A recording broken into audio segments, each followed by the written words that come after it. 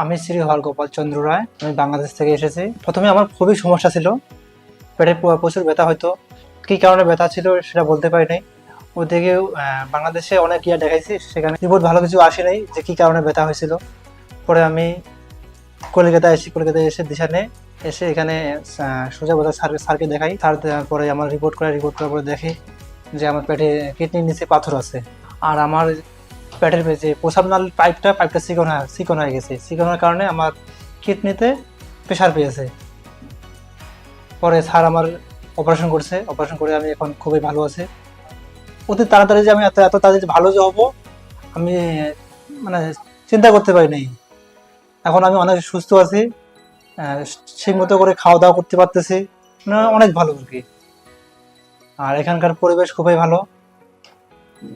যখনই ডাক দিলে সবাই সঙ্গে সঙ্গে চলে আসে। যে কোনো সময় 24 ঘন্টার জন্য সব সময় পাওয়া যায় আর কি। আমাদের কাছে একজন পেশেন্ট এসেছিলেন বাংলাদেশ থেকে, ইয়াং জেন্টলম্যান, 26 ইয়ার্স। ওনার রাইট সাইডের কমপ্লিট পিউজ অবস্ট্রাকশন ছিল।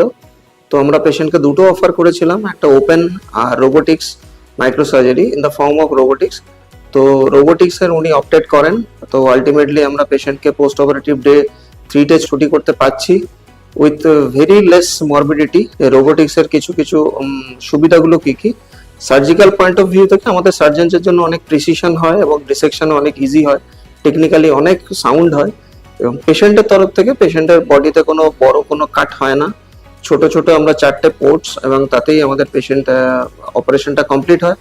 Patient recovered very well with very few days. And after post operative মানে ডে 1 থেকেই আমরা পেশেন্টকে ডায়েট দেওয়া শুরু করি, এবং পেশেন্ট খুব ভালো রিকভারি হয়, এবং পেশেন্টকে আমরা ডিসচার্জ করি on POD 3 with a great smile on his face.